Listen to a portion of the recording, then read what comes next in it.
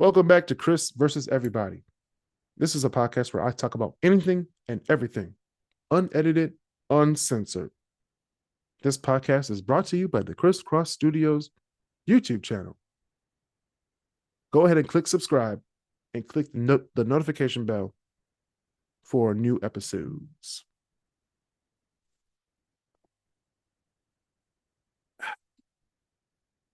Drinking my water today because I got a lot to say about these white nationalists living in our country today.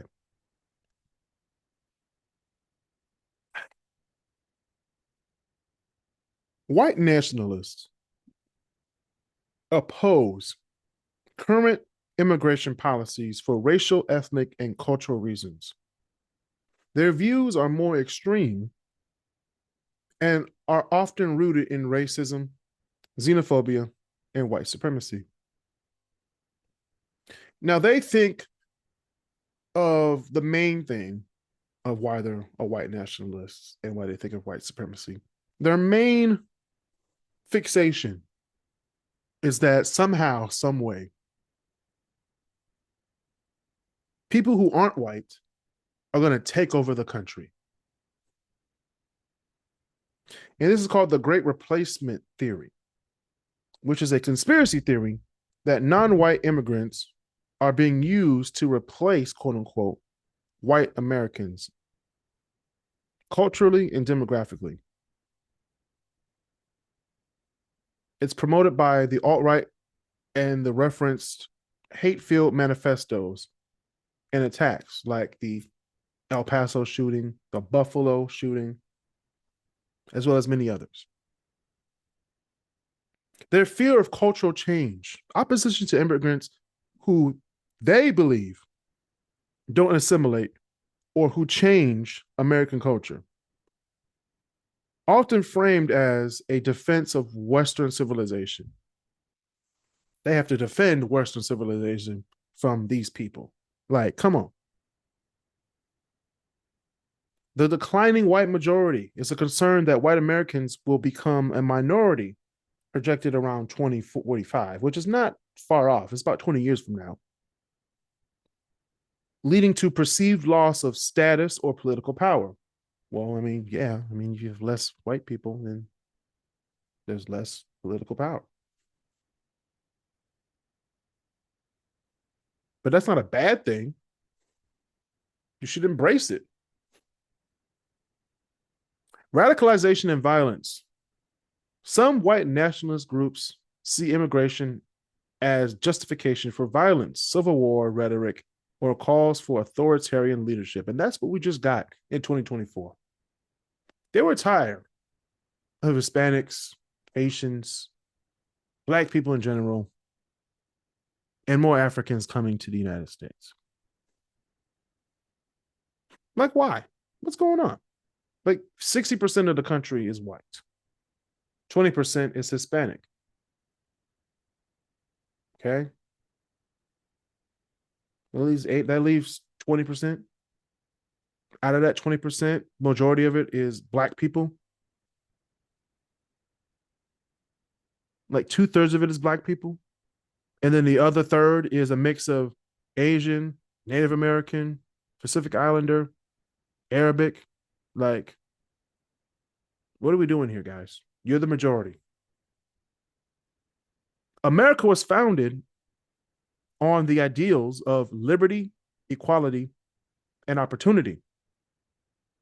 Principles enshrined in the Declaration of Independence and the Constitution. Its greatness stems not from one race or heritage, but from diverse people coming together, forging innovation, culture, and democracy through shared belief in freedom.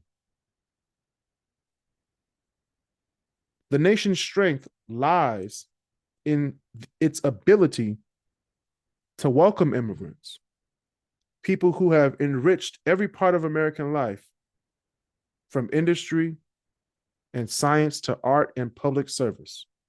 Embracing diversity is not a threat. It's a reflection of values, freedom, and aspiration on which this country was built. While it's natural to care, it's very natural to care about immigration policy and in the national identity. Like you can be like, oh, we need to protect our borders and we need to, fix the immigration policy. But these concerns must be grounded in reality and expressed within bounds of law, respect, and the democratic process, not from hatred, exclusion, or violence. Most of our challenges, economic competition, cultural change, social cohesion, cannot be solved by scapegoating. They require dialogue, adaptability, and thoughtful policy that Kamala Harris, Tim Walz, Joe Biden, Barack Obama, and the Democratic Party were giving us. The Republican Party, Mike Pence, Donald Trump, J.D. Vance, and the Republican Party were scapegoating. They chose to exclude people. They chose hatred. They wanted to do things in an inhumane way. That's what's going on at the southern border.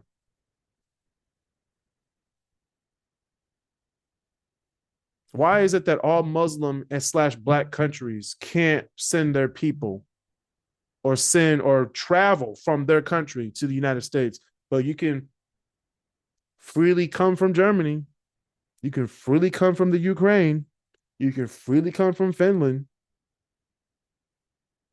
Hell, you can come from Saudi Arabia, the country that sent the people who flew the planes into the World Trade Center. But you can't come from Haiti, escaping economic tyranny, economic, political, and physical tyranny in Haiti. Like, come on, guys. Open your eyes.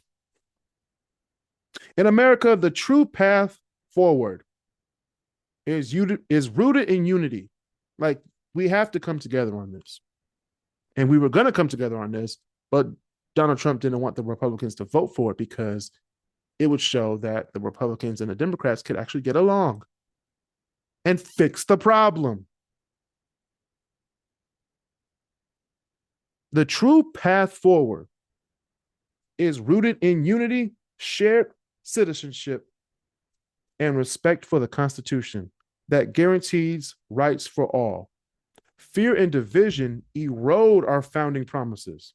So if you're feeling anxious about the future of the country, step back and remember what America was designed to be. It was designed to be a place where people of all backgrounds pursue dreams under one flag. Holding fast to that vision calls for strength, not anger, conviction, not fear. So let's uphold ideas that bring us together and not tear us apart. Every time we choose unity over division, we honor the vision of a country yet fully to arrive, but still worth fighting for. And that has been another edition of the Crisscross Corner. My bad. Kris versus everybody. See you guys next time.